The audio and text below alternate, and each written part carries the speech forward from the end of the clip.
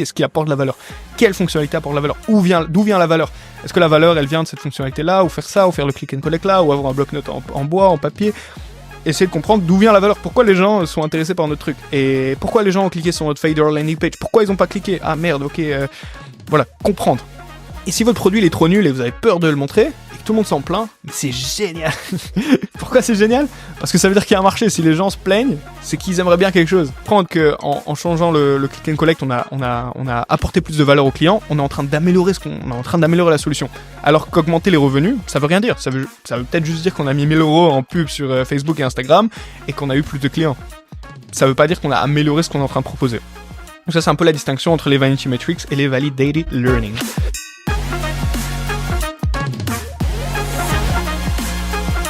Ok, tout est bon, je pense qu'on est prêt. La caméra est là, si vous êtes sur YouTube. Le micro est bon, normalement le son est d'excellente qualité. Aujourd'hui, on se retrouve pour le 2e épisode de On My Own, où je vais parler de, pour moi, honnêtement, s'il y avait un épisode à écouter sur cette chaîne jusqu'ici, ce serait celui-là, car on va vraiment analyser tous les conseils pratiques pour devenir entrepreneur, tous les conseils qui, pour moi, dans ma vie, m'ont vraiment influencé mon parcours entrepreneurial. On va le baser sur la méthode du Lean Startup qu'on va découvrir aujourd'hui, mais même si vous connaissez déjà la méthode qui est largement connue dans le monde de l'entrepreneuriat, je vais vraiment essayer de rajouter beaucoup d'anecdotes perso qui pour moi ont eu de la valeur. Il y a des choses du Lean Startup que par exemple je suis pas forcément, dans mon expérience, c'est pas des choses qui m'ont beaucoup influencé, et d'autres qui m'ont beaucoup influencé et qui m'ont beaucoup apporté. Je vais faire des liens avec d'autres épisodes, je vais raconter des histoires. C'est un peu vraiment avec le flow. Donc le livre est là, je l'ai lu 3 fois. Je vais raconter que la première fois que je l'ai lu, il y a bientôt 5 ans, ça a eu...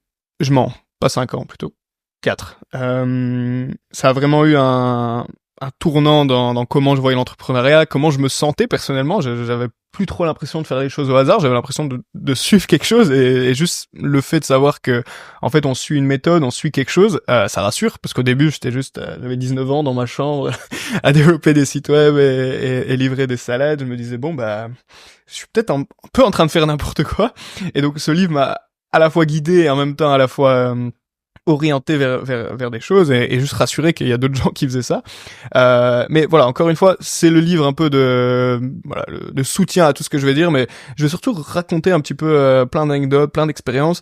Donc voilà, même si vous connaissez la méthode Lean Startup, on va approfondir tout ça, des concepts comme le MVP, des concepts comme les landing pages, les concepts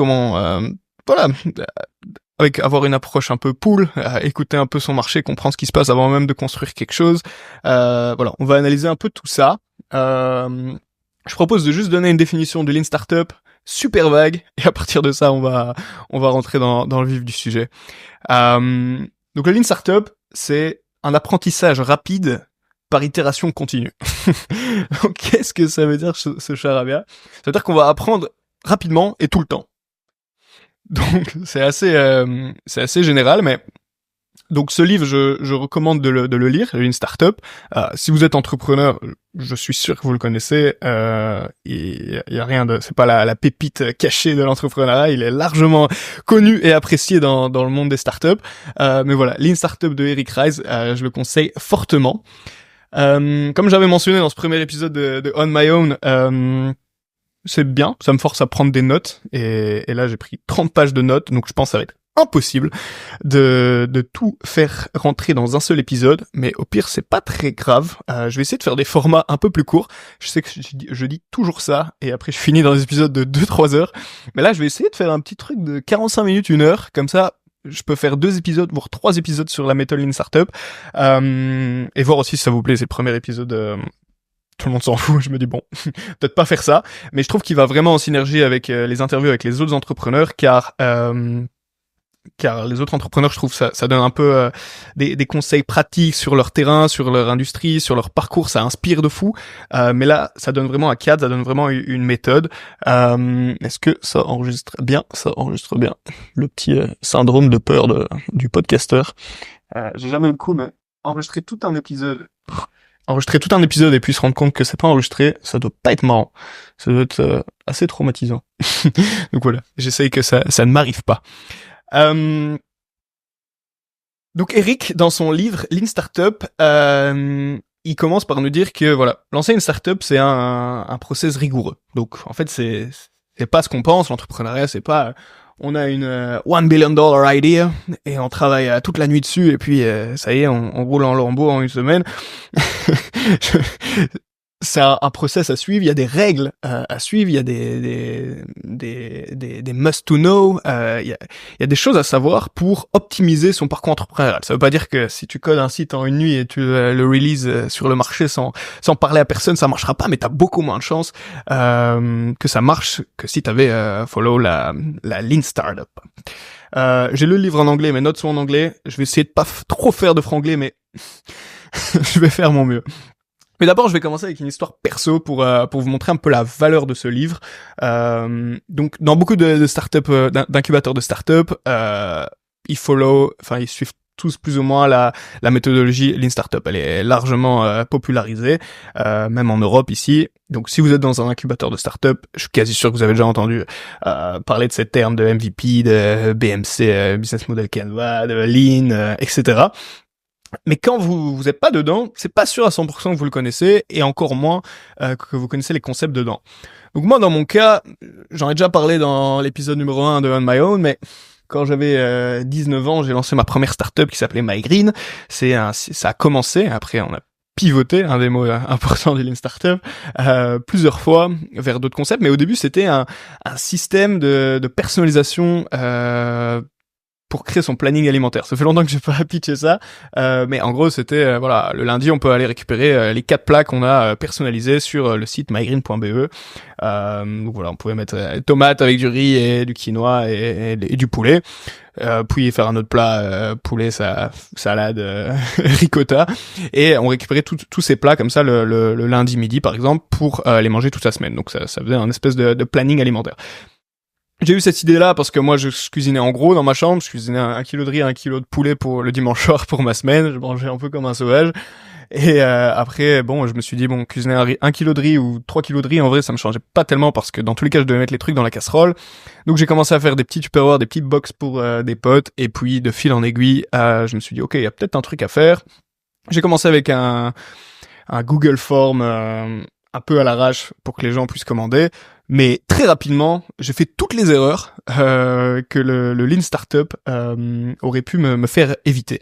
Donc, qu'est-ce que j'ai fait ? Je suis allé voir des développeurs, des milliers d'euros. J'ai mis toutes mes économies dans un site web qui m'a servi quelques mois. Il était sympa, les gens étaient contents, j'étais fier de le montrer, mais en termes de Lean Startup, c'était vraiment le pire à faire.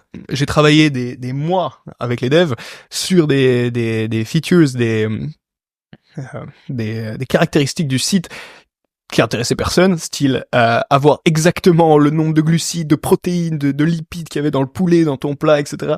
C'était super pointilleux sur ça parce que pour moi ça a de la valeur, mais pour le marché qu'en tout cas j'ai target, donc les étudiants d'un campus en Belgique, c'était pas le plus important quoi. On avait un peu des motivations différentes, et après quand on a commencé à travailler avec les entreprises et faire un service de traiteur, de catering, il y avait encore moins de valeur pour ça. Ok, il y avait peut-être quelques pourcents de gens à qui ça intéressait, mais dans la pratique, c'était pas la feature qui faisait que la startup tournait. Pourtant, elle a pris du temps à implémenter, un système de drag and drop, salade en haut, hop, on enlève le poulet, le prix évolue.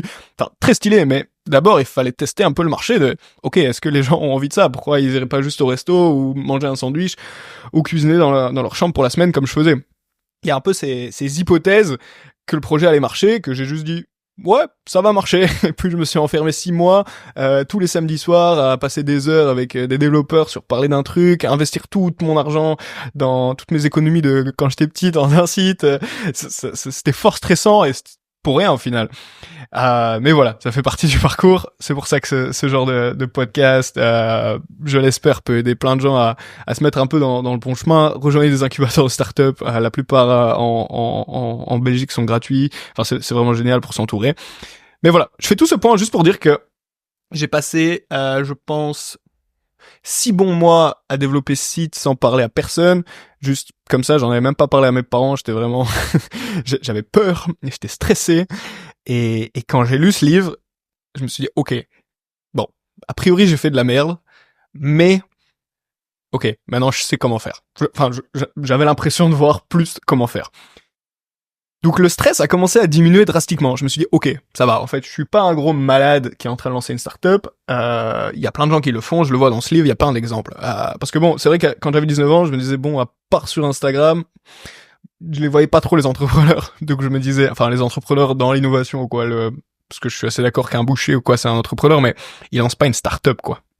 Et comme Eric le dit dans sa définition, qui est importante, c'est qu'une startup, je vais le dire en anglais peut-être, it's an organization designed to create a product or a service under conditions of extreme uncertainty.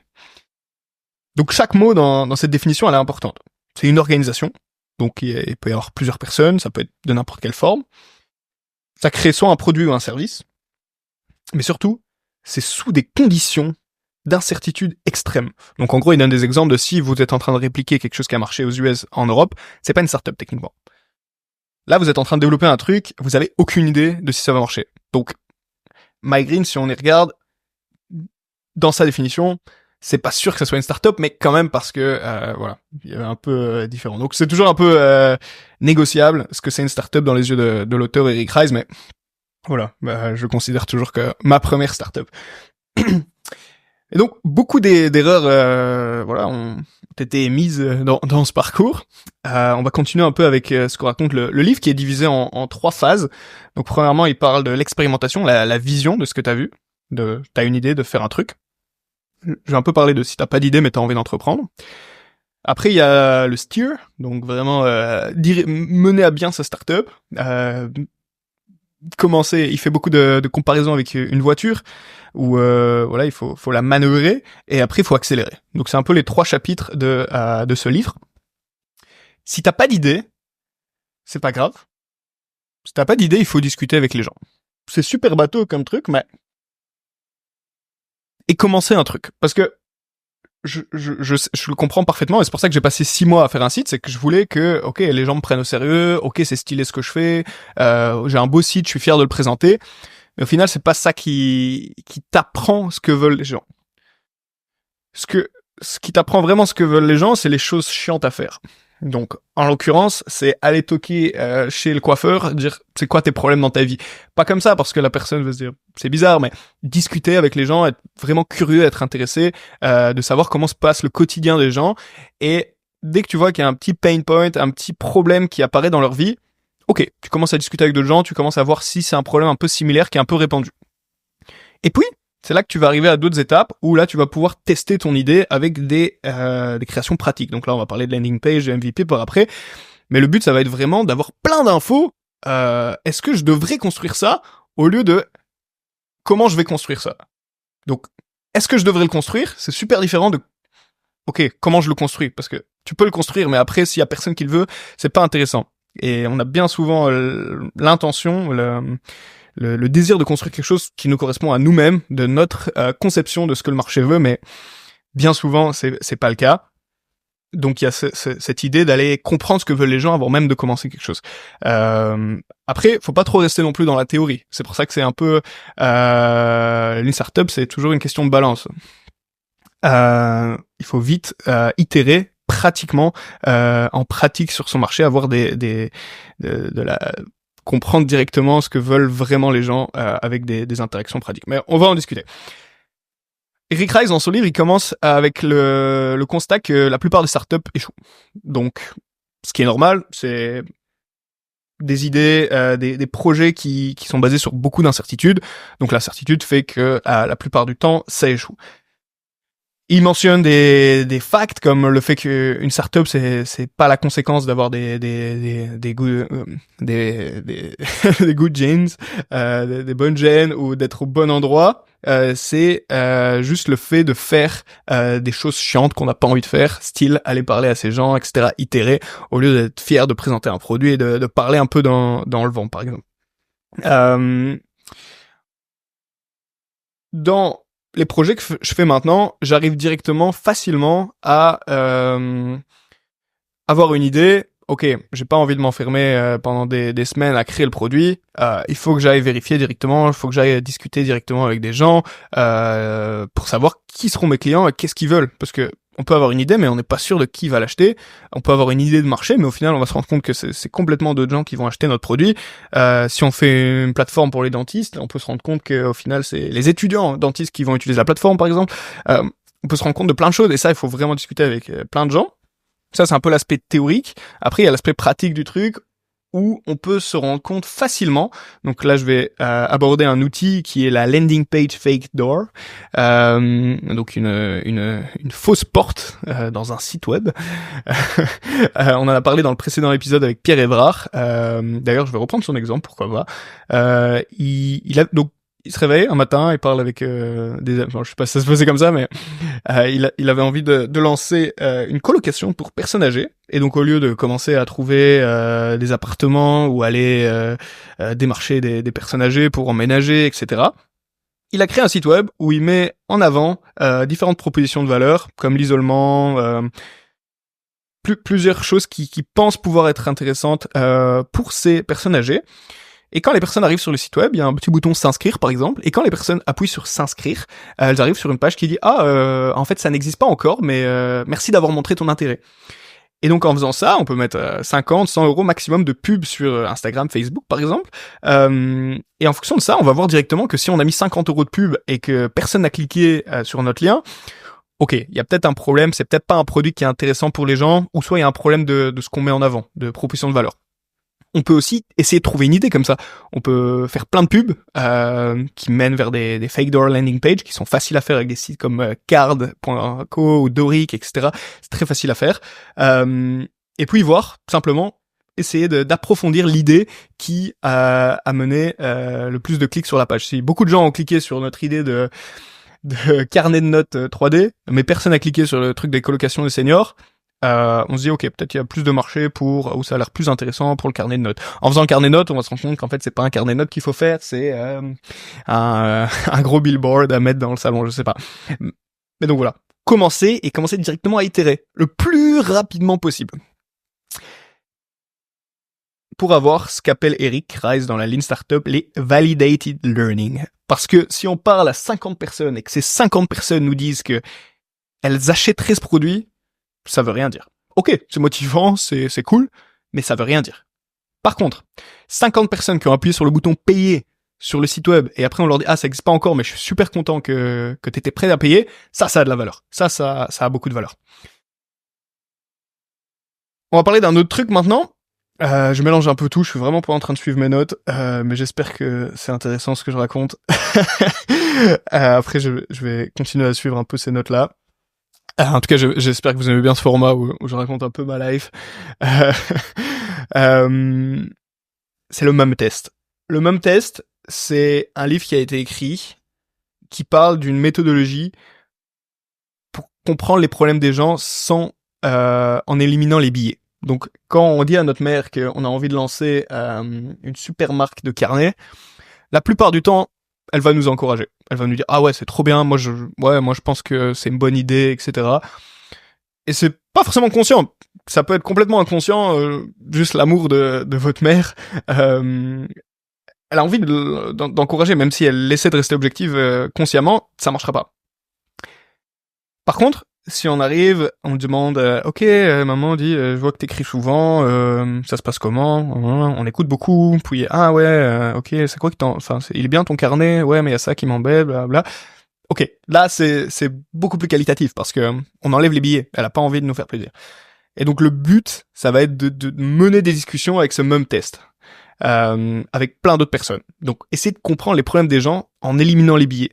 Donc faut qu'ils sentent que en fait juste tu t'intéresses à leur vie, t'essaies de comprendre leurs problèmes. Et c'est vraiment le cas.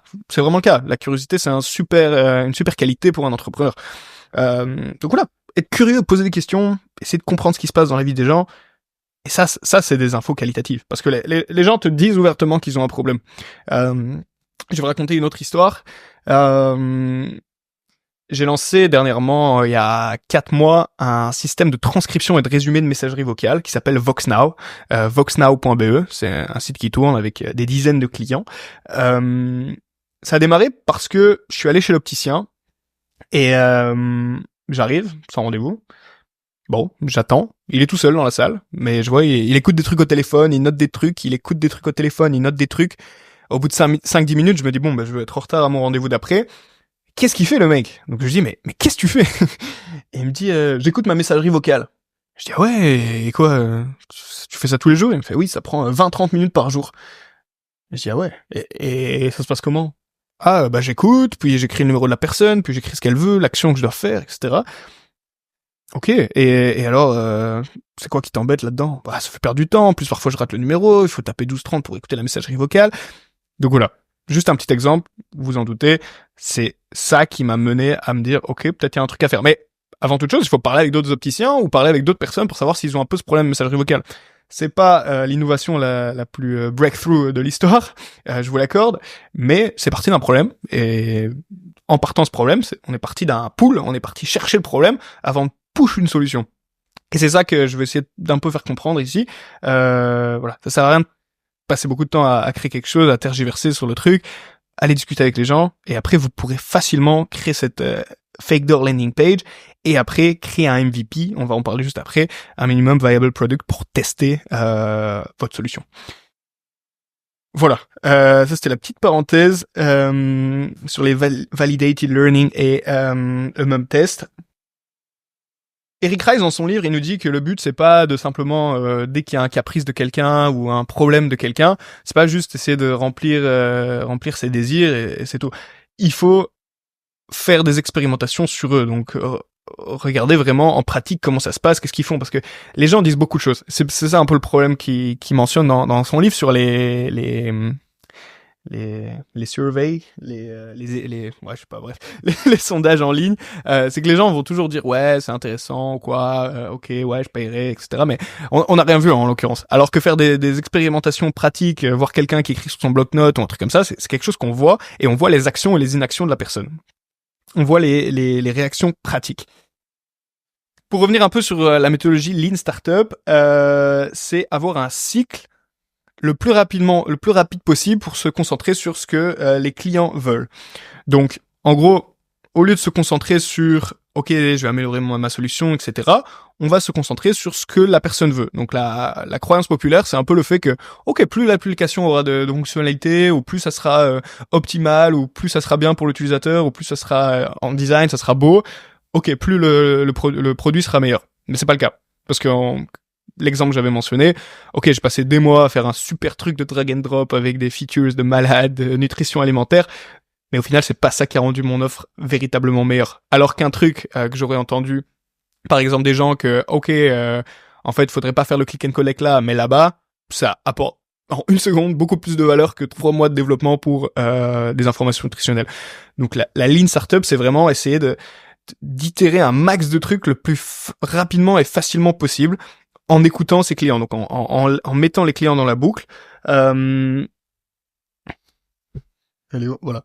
Il y a la feedback loop du Lean Startup qui est basée sur... Donc, faut imaginer une loop, donc avec 3 composantes principales. Il y a le learn tout en haut. Puis, en bas à droite, il y a le build. Et en bas à gauche, il y a le measure.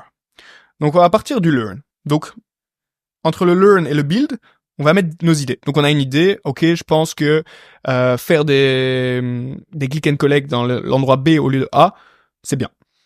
On va construire ce click and collect, donc on arrive dans le build, donc on va construire un stand là-bas pour voir. Puis on arrive en bas à gauche dans la colonne, dans l'élément measure, et donc on va voir s'il y a plus de gens qui sont venus dans ce click and collect. Et ça va créer de la data. Et puis cette data, elle revient dans le learn. Donc on va analyser ça. Ah ok, les gens sont plus venus dans ce quartier-là, c'est bizarre.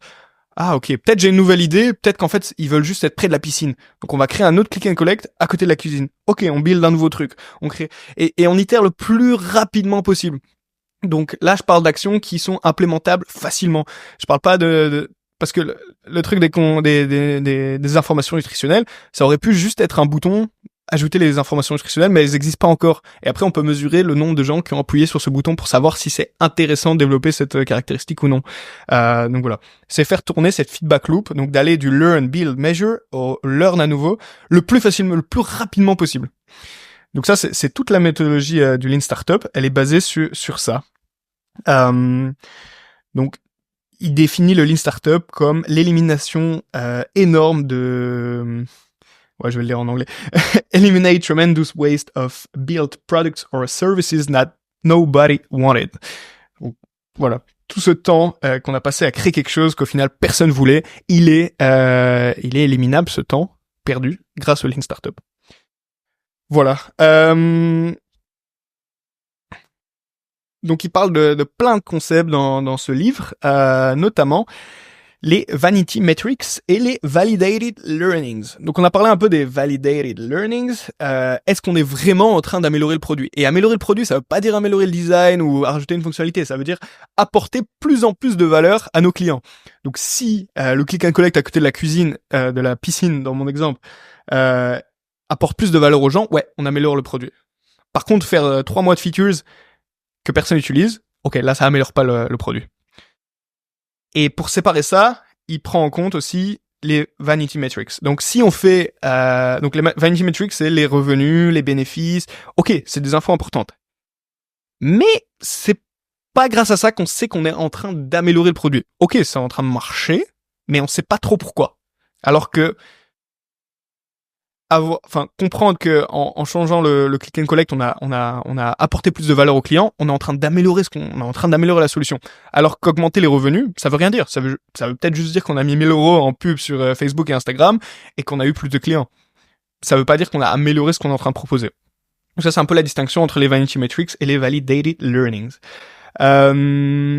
Eric Ries parle dans son ouvrage beaucoup des forecasts, des recherches, des market research pour les startups, voilà. Il dit qu'au début c'est du gros bullshit et c'est un peu ce que je discutais juste avant sur les surveys en ligne. Ok, les gens se disent des choses, mais ça reste théorique, ça reste du forecast, ça veut absolument rien dire. Et dans des conditions d'une telle incertitude, où dans une semaine, ça se trouve, on fera plus des bloc-notes, mais des coques pour téléphone, ça sert à rien de passer du temps à faire des forecasts. Juste faut sortir chez soi, prendre son téléphone, appeler des gens, créer des landing pages, créer des MVP pour aller le plus vite possible, comprendre ce que les gens veulent en pratique. Donc voilà. Après, ça veut pas, ne pas faire trop de recherches, ça veut pas non plus dire tomber dans le just do it, travailler sur un truc pendant 2 jours et puis le drop comme ça. Il y a un juste milieu où faire un peu de recherche, aller discuter avec les gens par exemple, mais on peut aussi rechercher un petit peu en ligne des choses. Mais ça veut pas dire non plus, ok, construire le produit et c'est tout, complètement négliger la théorie. C'est, voilà, comprendre ce qui se passe pratiquement avec nos futurs clients, comprendre qui sont nos clients, qu'est-ce qu'ils veulent, qu'est-ce qui est intéressant et pivoter si besoin. On va en venir à ce mot de pivoter. Juste pour un peu d'histoire, pour la culture, le Lean vient des usines Toyota, qui se concentrait sur les activités qui apportaient beaucoup de valeur ajoutée, à contrario de la perte. Donc en gros, ils se sont concentrés sur plusieurs critères. Donc ils ont inventé le just in time. Donc en gros, dès qu'il y avait un pool d'un client, donc un client qui veut quelque chose, il push le produit. Donc si beaucoup de clients demandent un van plus grand ou quoi, c'est à ce moment-là qu'ils vont push le truc, mais en petite quantité pour voir si y a vraiment un besoin des gens. Donc au lieu de travailler 2 ans comme beaucoup de marques automobiles à développer une voiture et puis en produire 100 000 et voir si ça va se vendre, bah ils ont demandé à des gens, vous en pensez quoi? Ils ont discuté avec beaucoup de gens et puis ils ont fait par exemple 50 vannes et puis ils ont vendu ces 50 vannes et ils ont vu si ça s'est bien vendu, à quelle vitesse ça s'est vendu, qu'est-ce que les gens en pensent. Donc ils ont commencé à se concentrer sur ce qui apportait vraiment de la valeur au lieu de perdre beaucoup de temps peut-être à faire des choses qui intéresseraient personne. Donc ils se sont concentrés sur la créativité, la taille des batchs, donc des lots de production, donc au lieu d'en faire 100 000, d'en faire 50, le just in time, donc une fois qu'il y a un pool du marché, on push le produit, et des cycles beaucoup plus rapides parce que aller parler avec des gens et créer un van et on crée que 50, ça va beaucoup plus vite que faire 2 ans de market research et d'en créer 100 000. Donc voilà. Donc ils ont appelé ça des testable predictions.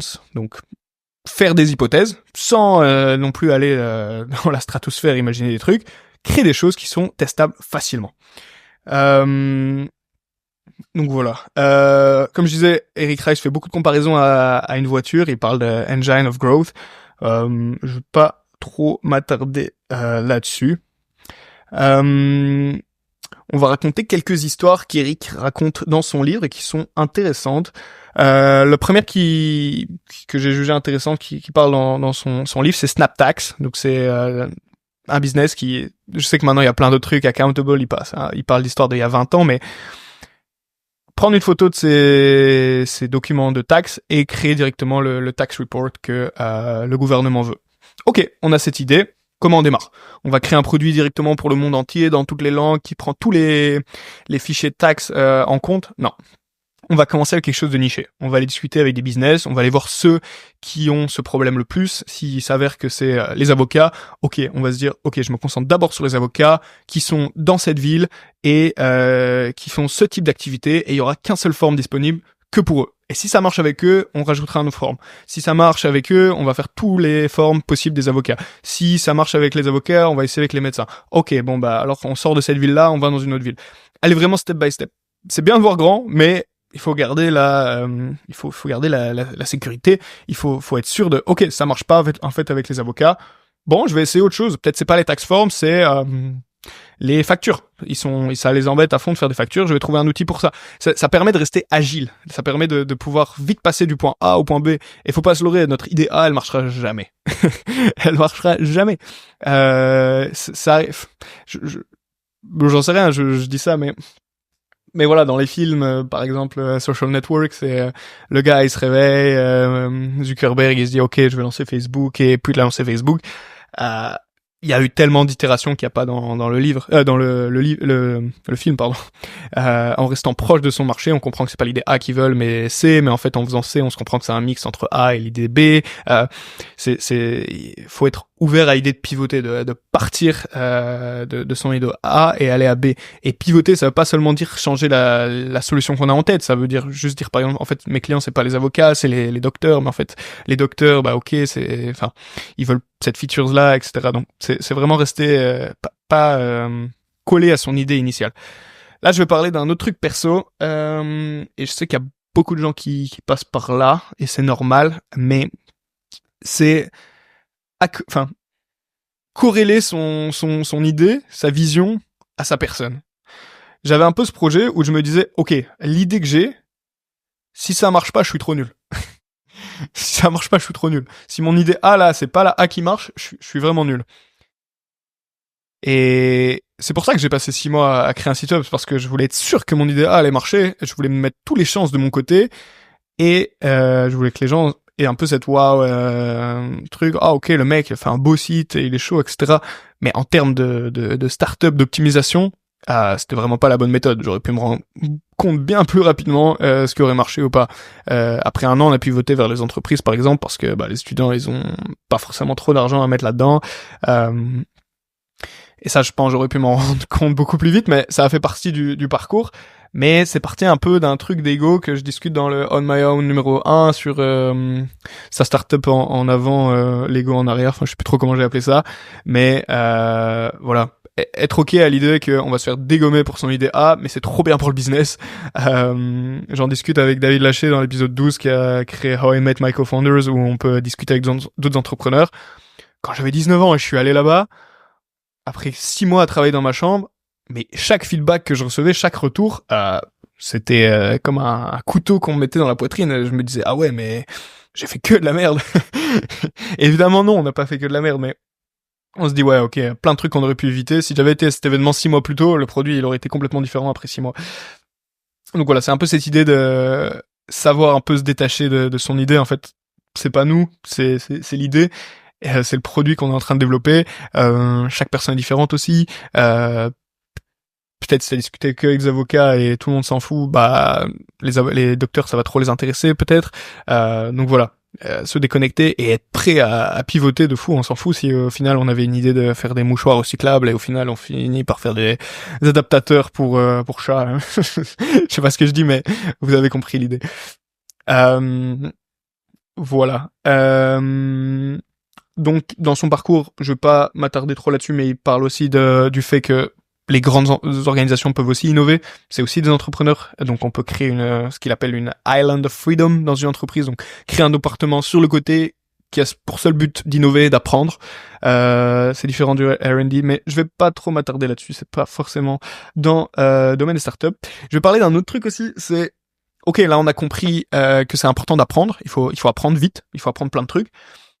Mais ça doit pas devenir une excuse pour, ok, en fait, j'ai fait une erreur dans l'exécution de ce que je viens de faire. Donc, learning is not an excuse for failure of execution. Dans le sens où je me suis dit, ah, ok, les features de Migraine d'information nutritionnelle, en fait, elles sont pas intéressantes. Ah, bon, ok, j'ai appris. Ok, mais j'ai juste fait n'importe quoi dans mon exécution. Ça, j'aurais pu m'en rendre compte en 2 jours si j'avais fait les choses correctement, au lieu de passer 3 mois dans ma chambre. Donc, c'est pour ça qu'il y a un peu cette notion d'itérer le plus rapidement possible. Donc, apprendre le plus rapidement possible. Donc voilà, pas se cacher derrière. Ah ok, j'ai appris. Non, il faut d'abord mettre un bon process qui permet d'apprendre le plus rapidement possible. Voilà.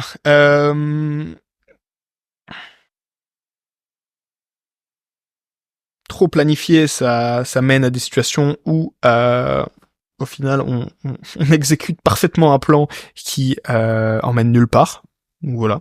Imagine passer 6 mois à créer quelque chose qu'au final personne va télécharger. Bah tu te dis ok, c'est un peu nul. Alors que si t'avais eu des premiers clients qui auraient dit ah ok c'est bien l'idée, mais je ferai ça, ça te permet de tester des choses, faire de l'A/B testing. Je vais en parler maintenant directement. Tu sais pas trop si c'est intéressant pour les avocats ou les docteurs. Tu vas créer la même app, une qui est design pour. Donc quand je dis app, c'est vraiment ça peut être 2 landing pages par exemple, un truc qu'on peut faire en une après-midi. Une qui est destinée aux docteurs, une qui est destinée aux avocats. Ok, les avocats ont cliqué 3 fois plus que les docteurs. Ok, je vais me concentrer sur les avocats. Faire de l'A/B testing. Et on peut faire de l'A, B, C, D, E, F, G testing et voir quel test a le mieux fonctionné, a l'air d'être le plus prometteur. Maintenant, je vais parler du concept de MVP. Donc, une fois que on s'est concentré un peu sur faire du même test, de discuter avec beaucoup de gens, créer une fake door landing page, voir que, ok, les gens ont l'air intéressés, en éliminant les billets, en parlant avec du monde, on a l'impression que voilà, c'est intéressant, pour telle niche de clients, tel marché de clients, telle solution à tel endroit, ça a l'air intéressant. Ok. Là, on va créer une solution qui va nous permettre de comprendre si ils ont un peu parlé dans le vent ou s'il y a vraiment un truc à faire qui peut générer des revenus potentiellement. Donc là, c'est là que le concept de MVP est intéressant. MVP, it stands for Minimum Viable Product. Produit minimum viable. Et le but de ce jeu, c'est simplement d'avoir un maximum d'apprentissage pour le moins d'efforts, de temps et d'argent investis. Donc en l'occurrence, c'est encore la même histoire au lieu de créer un produit pendant 3 mois et au final, en fait, tout le monde s'en fiche. Faire un petit prototype avec simplement 3 features, 3 fonctionnalités qui ont l'air les plus importantes au lieu d'en faire 40, ça nous permet déjà de savoir ce qui est intéressant. Et si on voit que les utilisateurs utilisent qu'une seule fonctionnalité et pas les autres, ok, celle-là je vais la garder, j'enlève les 2 autres ou je les change, je les pivote, je vais en rajouter 2 autres, on va voir ce que ça donne. Ça c'est dans le cas d'une app, mais ça peut être plein d'autres choses. Donc c'est pour être sûr de faire les choses qui créent de la valeur et qui améliorent ton produit ou ton service pour la personne. Être sûr qu'on fait quelque chose d'utile. Être sûr que ça crée vraiment de la valeur. Dans le cas de Migraine, quelque chose j'ai eu la lucidité de faire, mais je l'ai pas vraiment fait. C'était cette histoire de Google Forms. C'était parfait comme MVP. Je sais pas si l'histoire avec Migraine s'applique le plus aux Lean Startup, car comme je disais, c'est pas trop dans l'innovation, le breakthrough innovations, c'était pas trop dans ce contexte-là. Mais néanmoins, voilà, faire un Google Form et déjà 10 personnes commencent sur le Google Form et disent « Oh ok, je commande, mais c'est quand même chiant de faire ça. » Ok, tu sais qu'il y a un truc à faire. Mais là, voilà, je me suis enfermé 6 mois dans ma chambre pour le faire. Donc, commencer à itérer. Et avec ton MVP, tu vas pouvoir voir ce que les gens font sur ta création, ton produit, ton service, et font pas. Donc si personne n'utilise telle fonctionnalité que tu as créée, ok, tu sais que cette fonctionnalité n'est pas forcément intéressante et tu peux discuter, tu commences à créer de l'interaction avec les gens, créer une communauté autour de ton produit. Tous les gens qui ont cliqué sur la Fader landing page, tu peux les recontacter pour dire hey, j'ai créé un prototype pour le truc, est-ce que tu veux tester? Je te fais un super discount de fou et tu pourras le garder à vie. Enfin, aide-moi, construisons ça ensemble. Vas-y, dis-moi, c'est quoi tes problèmes? Et je suis d'accord que en théorie c'est toujours plus facile à dire qu'à faire au final, mais voilà, c'est garder un peu en tête, voilà, la moitié du temps je vais juste discuter avec des gens au début et en fait mon seul but ça va être d'apprendre et je vais mettre en place un process qui me permet d'apprendre le plus rapidement possible. Donc voilà, pour apprendre, il faut quand même des utilisateurs, des clients qui permettent cette itération. On peut pas seulement apprendre juste en discutant avec des gens, il faut que les gens aussi s'embarquent dans le truc et une preuve que le truc est intéressant, c'est qu'ils s'engagent à payer un tout petit montant, juste un montant dès le début, c'est directement intéressant. Voilà. Je continue.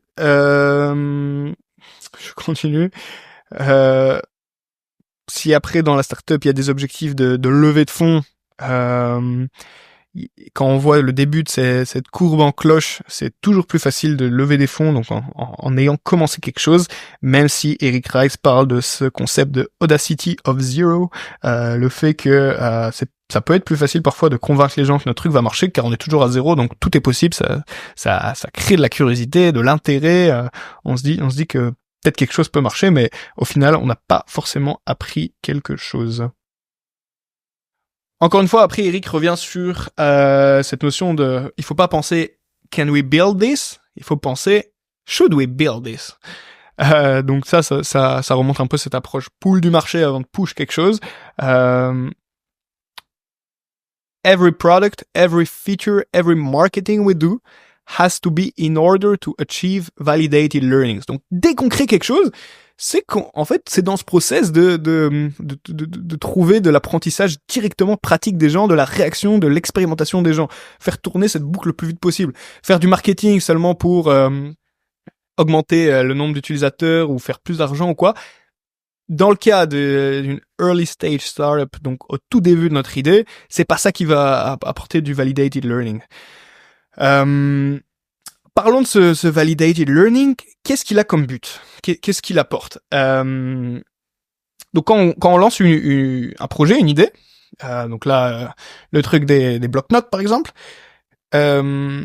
on a deux hypothèses qui sont dans notre tête. La première que par Eric, c'est la value hypothesis or la leap of faith assumption. Donc vraiment, si celle-là marche pas, il y a rien qui va marcher. C'est est-ce que on apporte de la valeur aux gens? Parce que si on n'apporte pas de valeur aux gens, les gens vont jamais payer pour notre produit ou notre service. Donc, est-ce que même si on a le produit le plus nul au monde, si on apporte un minimum de valeur, il y aura cette petite partie de early adopters, donc les gens qui, dès le début, ils ont tellement ce problème qu'ils sont prêts à utiliser un produit super nul. Si eux sont prêts à l'utiliser, ok, là il y a de la valeur. Parce que là j'ai fait un produit nul, design il est nul, blablabla, mais il y a juste cette fonctionnalité qui leur apporte de la valeur, qui leur fait gagner du temps ou qui a n'importe quelle forme de valeur. C'est ça qui remplit notre value hypothesis. Et les premiers validated learning qu'on va devoir faire, c'est ok, est-ce que j'apporte de la valeur? Je vais pas faire du marketing, j'en sais rien encore. D'abord, est-ce que ma solution, mon MVP, est-ce qu'il apporte de la valeur? Quelle fonctionnalité apporte de la valeur? D'où vient la valeur? Est-ce que la valeur, elle vient de cette fonctionnalité-là, ou faire ça, ou faire le click and collect là, ou avoir un bloc-notes en bois, en papier? Essayer de comprendre d'où vient la valeur. Pourquoi les gens sont intéressés par notre truc? Et pourquoi les gens ont cliqué sur notre Fader landing page? Pourquoi ils ont pas cliqué? Ah merde, ok, voilà, comprendre. Au-delà de cette leap of faith assumption ou cette value hypothesis, il y a cette growth hypothesis. Donc comment on va grandir par la suite? Est-ce qu'il y a un marché où il y a genre trois gars dans l'univers qui ont problème? Est-ce qu'il y a moyen de grandir? Est-ce qu'il y a moyen de grandir avec la viralité? Est-ce qu'il y a moyen de grandir? Est-ce qu'il y a quelque chose à faire, quoi? Est-ce qu'il y a quelque chose à faire? Si notre value hypothesis elle est pas remplie, donc en fait tout le monde s'en fout de ce qu'on fait, notre landing page elle a bidé, il y a personne qui a cliqué, ok, bah là c'est là qu'il faut revenir au step d'avant avec le même test. Voilà, il faut reposer ces questions qualitatives, ne pas faire des stats, parce que c'est quantitatif une landing page, on sait pas pourquoi les gens ont cliqué. Par contre, si on discute avec 10 gars pendant 1 heure, là c'est super qualitatif. On va comprendre vraiment leurs problèmes dans la vie, comprendre qu'est-ce qui les intéresse ou qu'est-ce qui les intéresse pas. Une petite citation: If you cannot fail, you cannot learn. and most of the time you will fail. Et c'est le but. On a envie de fail, on a envie d'échouer. C'est ça qui nous donne l'apprentissage. Et ça s'applique aux startups, mais évidemment, ça s'applique aussi à la vie. On peut étendre le truc en allant un peu plus loin, mais la ligne startup et la feedback loop, en vrai, c'est pareil dans la vie, je trouve. Plus on expérimente des choses plus rapidement, plus on crée des choses, on se donne des projets, on se donne des challenges, on fait des rencontres, on démarre des choses, on start quelque chose, plus on est sujet à grandir grâce à nos erreurs ou à ce qui est bien passé. Donc on peut voir la vie un peu comme une feedback loop aussi, et les relations de couple également. À chaque relation, c'est comme une itération. Les amitiés pareil, les études pareil, si on a raté un examen ou quoi, la fois d'après, c'est une itération, et le but c'est d'itérer le plus vite possible avec le plus de qualité possible aussi. Bon, je sais pas si ça s'applique. Je sais pas si le but c'est d'itérer le plus vite possible, mais voilà, d'avoir des apprentissages de qualité en tout cas, tout en se donnant au max, on dirait. Enfin voilà, je peux pas m'étendre sur ça, j'ai pas trop réfléchi, juste une idée comme ça. Eric nous parle d'un exemple dans son livre qui est Zappos. Donc Zappos, c'est il y a 20 ans, on s'est dit, enfin il y a des gars qui se sont dit aux US, ok, les gens seront prêts à commander des chaussures en ligne. Qu'est-ce qu'ils auraient pu faire? Passer 6 mois à créer un site web en ligne, connecté avec les shops, connecté aux inventaires, les gens peuvent commander, hop, livraison à la maison. Non! Il s'est dit, attends, d'abord, je sais même pas, je connais pas ma value hypothesis, je connais pas ma leap of faith assumption, je sais pas si les gens, ils ont envie d'acheter des chaussures en ligne, tu vois, ils peuvent pas les essayer, etc. J'en sais rien si ça va marcher. Moi, j'ai jamais commandé des chaussures en ligne, mais voilà. Maintenant, on commande des vêtements en ligne, etc. Donc, à l'époque, c'était pas évident, donc c'était vraiment de l'innovation. Donc, la grosse hypothèse, c'était est-ce que les gens, ils achèteraient des chaussures en ligne, quoi? Et en fait, le but, c'est de répondre à cette question avant de construire n'importe quoi.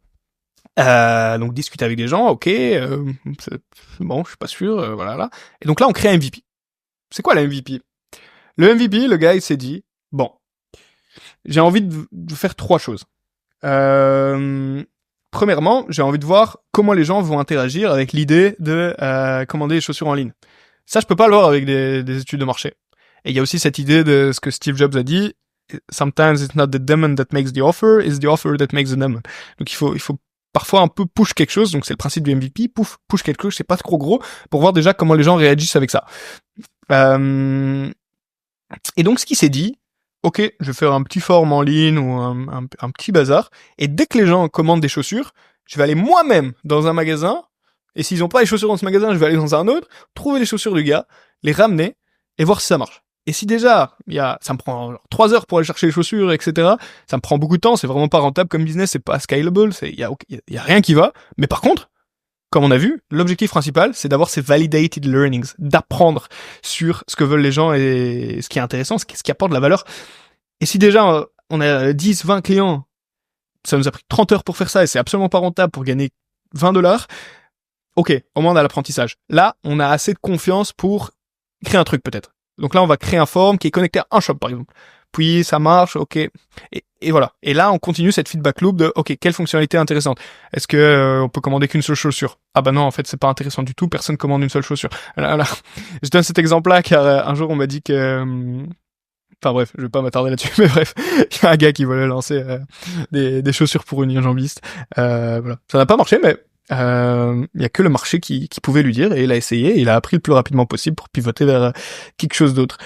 Donc voilà, gardez en tête que ces 2 hypothèses, c'est la value hypothesis et la growth hypothesis. Donc là, on est encore dans ce premier chapitre de ce livre qui s'appelle l'expérimentation. On va arriver bientôt au chapitre numéro 2, Steer, et je pense qu'en fait, c'est très simple. Je vais juste couper l'épisode en 3. Comme ça, il y aura 3 chapitres. Après, peut-être que le chapitre Steer, il va prendre 10 minutes, mais... Donc là, on va finir l'épisode sur l'expérimentation. Avec on va finir l'épisode avec le chapitre sur l'expérimentation. Et puis, je pense que on va s'arrêter là. Donc, expérimenter, ça veut dire construire la première version de notre produit ou notre service. Comme ça, on sait déjà aujourd'hui si ça a du potentiel de marcher, au lieu d'essayer d'anticiper, de forecaster ce qui pourrait marcher demain. En gros, l'idée, c'est si aujourd'hui ça bide sur ce truc-là, ok, ça sert à rien de faire des market research de malade pour essayer de comprendre quel revenu on va faire dans 12 mois. Restez focus sur l'utilisateur, le feedback et les validated learnings. Et si votre produit il est trop nul et vous avez peur de le montrer, et que tout le monde s'en plaint, mais c'est génial. Pourquoi c'est génial? Parce que ça veut dire qu'il y a un marché. Si les gens se plaignent, c'est qu'ils aimeraient bien quelque chose. Et donc, en apportant quelque chose là, on apporte quelque chose. Cook, il a dit, success is not delivering, it's learning how to solve customers' problems. Donc, d'attendre d'avoir ces customers' problems pour deliver something. Et il y a aussi un challenge, c'est que on se dit souvent, ouais, c'est sûr qu'ils devraient avoir ce problème, ces gens-là.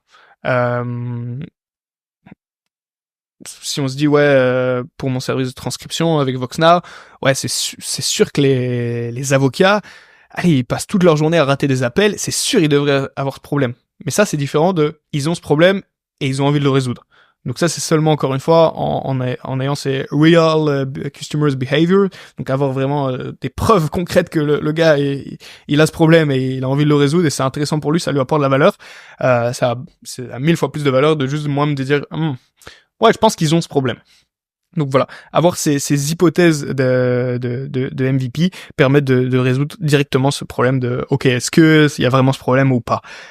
Dès le début, Eric Ries dans ce livre nous propose de se concentrer sur un seul problème avec une seule proposition de valeur pour une seule solution, une seule feature, un seul use case. Donc là, on a parlé du truc de taxes. Voilà, un seul formulaire que doivent rendre les avocats à telle date. Ça, c'est très important pour être sûr déjà qu'on adresse vraiment un problème et qu'on apporte de la valeur. Donc vraiment faire un produit super niché, même si c'est pas scalable au début, même si c'est pas rentable, ça nous prend trop de temps, si on apprend, ça a plus de valeur que tout. C'est parce que ça nous permet d'éviter de passer 6 mois à travailler sur un truc qu'au final, voilà, ça intéresse personne. Donc il y a cette idée de USP, Unique Selling Proposition, voilà, se concentrer seulement sur un micro-problème dès le début, ça nous permet d'avoir beaucoup d'apprentissage et comprendre son marché. Donc il nous rappelle, pour clôturer ce chapitre, if you start, planning is good tool only when you have a long, stable operating history. Donc une fois que t'as fait des ventes pendant 3 ans, là, ok, tu peux planifier. Mais une fois que t'as une idée, t'as rien à planifier. T'as rien encore démarré. Donc voilà, une fois qu'on a expérimenté, on est rentré dans les premières étapes de ce process, on commence à avoir des infos un peu qualitatives vers où on s'oriente, on a dû peut-être déjà pivoter, se dire ok, les avocats ils ont rien à faire, en fait c'est les coiffeurs qui sont intéressés par ma solution de cirage de chaussures. Donc voilà. Et puis une fois qu'on est rentré là-dedans, là c'est là qu'il y a cette feedback loop qui doit tourner le plus rapidement possible pour continuer à apporter de la valeur, continuer à développer le produit et le service le plus rapidement possible, avec des expérimentations tout le temps, plusieurs en même temps. Et donc, dans le prochain chapitre, il donne des techniques, comment accélérer cette feedback loop, avoir toujours, par exemple, un espèce de tableau avec plusieurs expérimentations qui sont en cours, pas trop, mais pas trop peu non plus. Donc voilà, on va voir tout ça dans le prochain épisode. Je rappelle la définition du Lean Startup, et maintenant vous la comprendrez mieux. C'est un apprentissage rapide par itération continue, basé sur l'utilisateur, basé sur le client, basé sur le marché, en lien avec le marché, connecté au marché. Commencez pas à construire quelque chose sans être connecté au marché. Il y a cette notion de product market fit, il faut que ça fit. Et vous pouvez pas créer votre product et après l'envoyer dans le marché et vas-y tiens. Non, il faut d'abord comprendre le marché et puis on crée son produit. Je répète ce qu'a dit Eric Ries. Can we build this? Non. Should we build this? Donc voilà. Gardez, voilà, bon. Le prochain chapitre. Voilà. J'espère que ce premier épisode vous a plu. Je vais continuer à rajouter plein d'anecdotes, plein de petites histoires qui pour moi ont été intéressantes et comme j'aime bien présenter un peu le podcast, moi ce que je suis en train de raconter là maintenant, je suis pas un entrepreneur de longue date ni rien, ça fait quelques années, je suis juste passionné de ça et je partage ça ici. Mais ce que je raconte, je juge que si je l'avais écouté il y a quelques années, ça m'aurait apporté beaucoup. Les épisodes sont assez centrés en Belgique, donc ça permet vraiment de comprendre l'écosystème, comprendre ce qui se passe, s'inspirer d'autres, voir leur parcours, voir que c'est super normal d'échouer, c'est trop bien d'échouer, voilà, dédramatiser un peu l'entrepreneuriat. Moi, j'étais trop stressé au tout début quand je lançais, et maintenant c'est un kiff d'échouer, c'est un kiff que les gens me disent ok, là c'est trop nul ce que t'as fait. C'est un kiff de voir les choses bider. Enfin, j'extrapole, bien sûr, c'est pas la meilleure sensation au monde, mais je le vis très bien, alors qu'il y a quelques années je le vivais très mal une fois que tu travailles sur quelque chose et ça marche pas. Il y a un peu cette idée qu'on grandit dans une société orientée sur le succès, mais qui ne met pas en avant les apprentissages par l'échec, etc. Et c'est assez le cas. Et donc voilà, c'est pour ça que ça peut être assez dur d'entreprendre. Mais grâce à la Lean Startup, ça permet d'avoir un process, d'être orienté, savoir ce qu'on fait tout simplement, savoir où on va, savoir que d'autres l'ont fait, savoir on a une stratégie, on a un plan en fait. On a un plan basé sur l'échec et l'apprentissage. Et ça, c'est vraiment cool.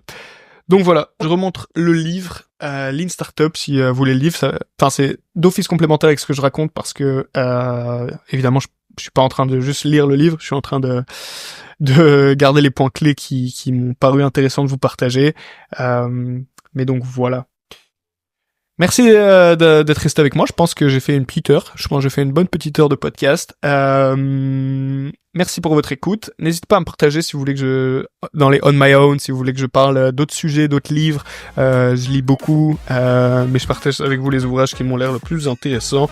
Et pour les épisodes normaux avec les discussions avec d'autres entrepreneurs, n'hésitez pas à me dire quel format vous aimeriez plus, ou si vous avez des idées d'entrepreneurs en tête ou quoi.